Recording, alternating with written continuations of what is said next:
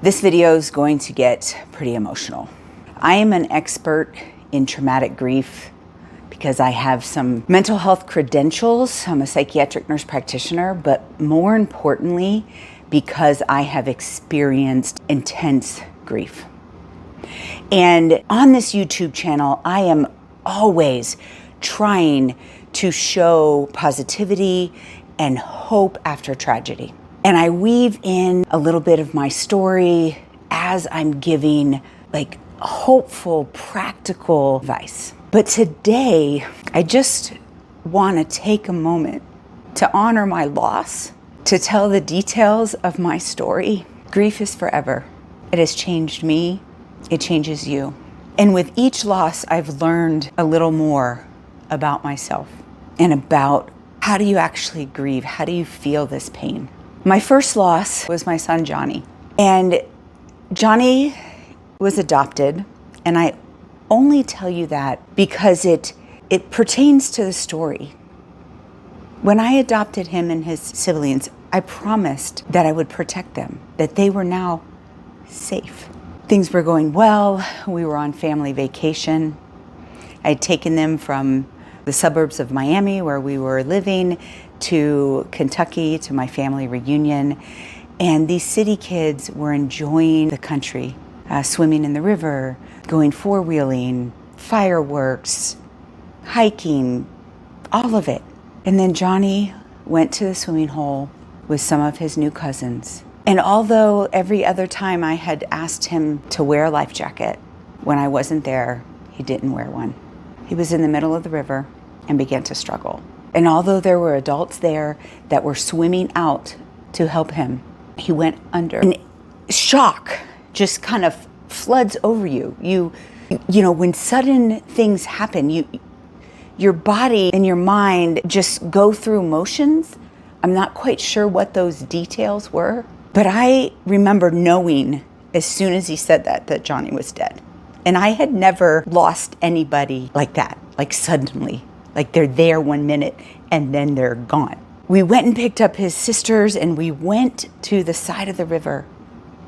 Now, by the time we got there, rescue divers were in the water and my husband and I were standing on the riverbank, and I remember just knowing that he was dead, and my husband like praying to God to save him, for a miracle. It was at that moment I stopped trusting in God in that kind of way, in that kind of powerful way, because I knew he wasn't coming out of that water alive. And I only tell you this trust in God thing because I think it's important to be honest with when we wrestle with God, when we don't understand spiritual things, when we don't understand the ugliness and the hardship and the pain that we are enduring, and to be honest with yourself and to God about that lack of trust. That was over 20 years ago that we lost Johnny. As I'm currently helping other people who have lost a child, I think back to that first loss and how I did what everybody does. They just try to press on, especially if they have other children, they have other responsibilities, things that need to get done. You don't have time to grieve. Grief is so misunderstood, especially when it's out of order. And so when I talk about traumatic grief, it's this sudden, unexpected, out of order, maybe by violence, something that in and of itself is traumatic. It took them over 2 hours to find Johnny's body that day. I don't even know what else happened that day.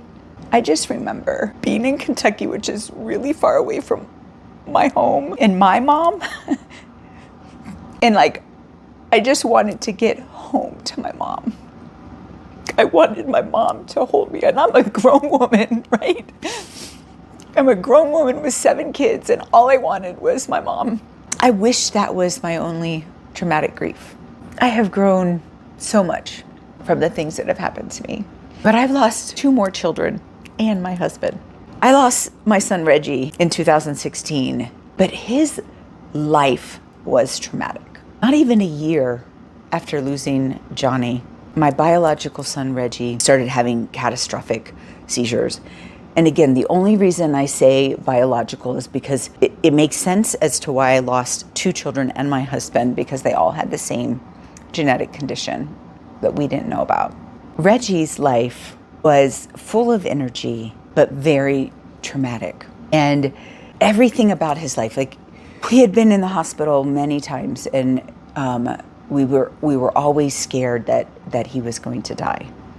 And the seizures that he endured were so intense that even the seizures, like just right now, I had like a little flashback of the noise that would come out of him, the rigidity of his body and stopping breathing. I'm spending 10 plus years from the time he was her first seizure at 6 to the time he passed at 17, fighting for his life.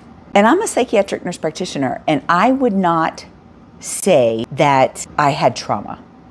I had previously thought of trauma as like victim stuff, like being physically or sexually abused, being raped, like some sort of being a victim. And I think part of me fought this word trauma because I'm not a victim. I'm a strong person. And I'm not saying victims aren't strong. But for me, even with my education, my personality stopped me from accepting that word trauma. And so I was fighting for my son's life. And I truly believed that I would be able to save him, that God would save him, that I would find some sort of medical treatment that would save him. I traveled all over the world, from the UK to Japan to Canada, and even moved my family from Florida to Colorado, trying to find treatments to save my child. I never considered death. When he died on October 30th, 2016, it changed me forever. Just like Johnny's death changed me, Reggie's death changed me. And I knew that all the things that I had learned about myself and using, cognitive behavioral skills, I needed to start helping other people and teaching other people with that. And that's when I started Mentally Strong and created the Mentally Strong method. But I'm going to get into the mindset of the day that Reggie died. And I thought, okay, I can do this. I know about grief. I know that you have to feel the pain of grief. Like every day, he was having some difficulty, some difficulties breathing. And we used to do this therapy where we would put our hands on different body parts and hold it there for an hour. And I would solicit volunteers. And this was a huge thing with Reggie. So I invited a few people over that day, and we just put our hands on all of Reggie's organs, and he smiled at us. He started breathing better. Like, I thought for sure, like every other time, he just had a little dip. And part of there's even a term for it, tragic optimism, kind of prevented me from taking him to the hospital earlier that day.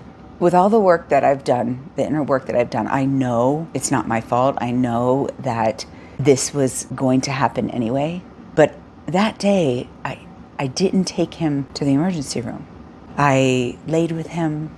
I spent time with him, cuddled with him. And I remember putting him into bed and taking his vital signs, and his oxygen was low. And I got up, did some things, went back and checked on him, and he just wasn't getting better. And I thought, okay, it's time to take him to the ER. And the oxygen was already up. I didn't have a portable oxygen machine. And so I called 911, honestly just thinking I need help transporting him to the ER. But I called 911. And as I was waiting, his oxygen kept going lower and lower. And just before they arrived, I actually began to panic.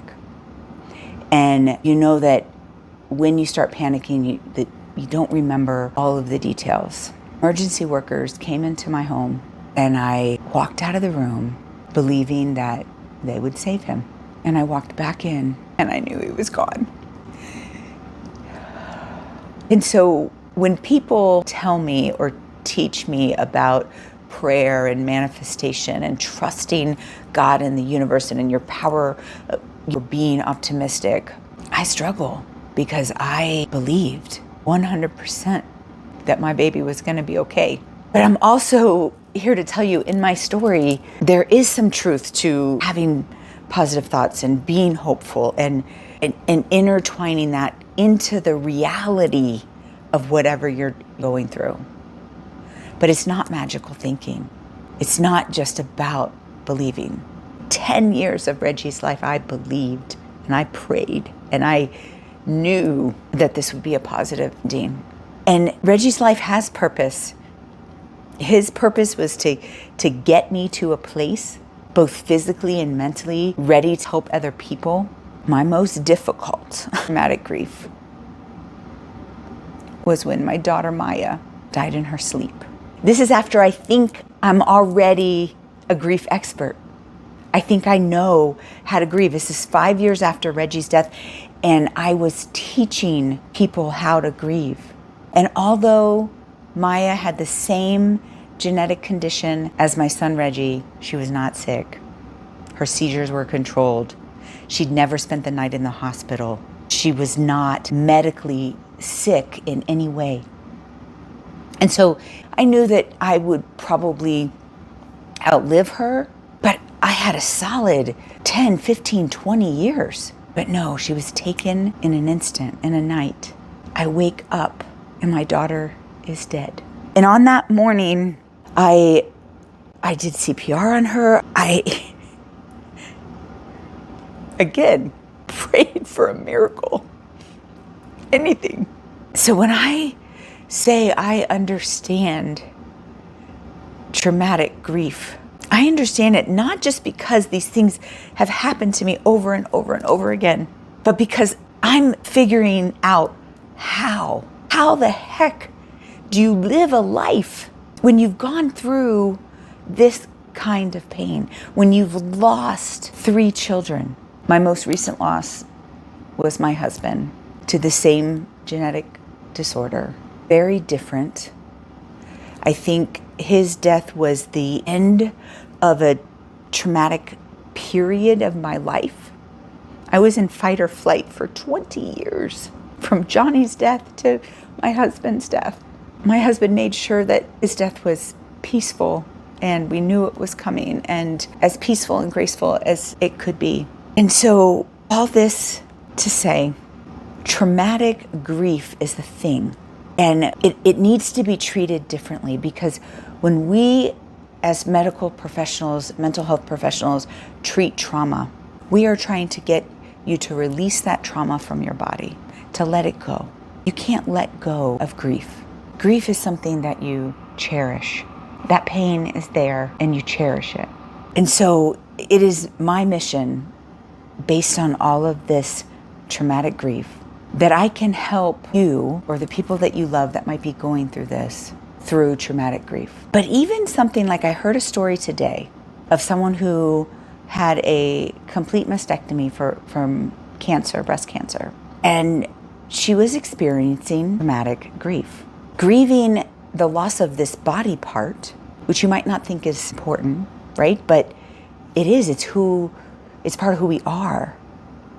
Someone who's lost a leg has to grieve that loss. But when it happens in trauma, this aggressive surgery and this diagnosis, and that's trauma and grief.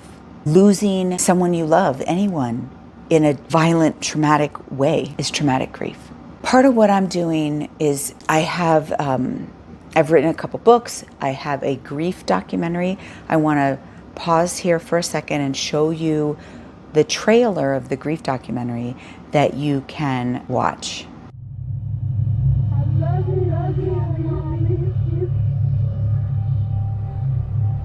According to reports, they probably died around 3 a.m.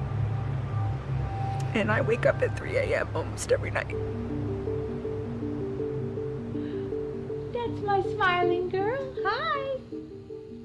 Addressing grief is very difficult because you are afraid that you will never get out of it again.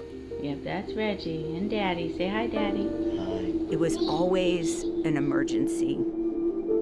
Even one time during a seizure, his femur snapped in half. As a nurse, I miss the signs of death. My biggest fear actually happened. The day Miah died was horrible. Christy was on the floor screaming. It was just horrific.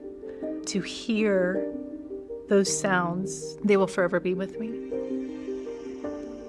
When I realized there was exactly 45 days between the anniversary of Reggie's death and the anniversary of Miah's death, I knew that that was a sacred time. That's why I chose to do the 45 days of grief. In the 6 months following grief, there's a 21% increase in fatal heart attacks. 10 years of praying, believing. One of the things that I hear often is your pain will pass, your circumstances will pass, just keep moving forward. And I don't think that's true of the grief that I'm experiencing. What are you doing, Miah? So when there's something that will not pass, how do you learn to live with it?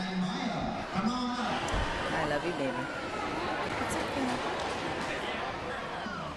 Oh my gosh, look at him. Look at Reggie holding on to the dolphins. I'm learning tools to manage the pain, to decrease its intensity, take care of myself, both mentally and spiritually and emotionally, so that those grief relapse days will be less. I wish I would have slowed down just a little bit. I don't even think I could hold myself up. And what's your last name? I go to Miah. B-U-N-D. One, come on. Say it again. One, two, come on. And how do you spell that? B-U-N-D.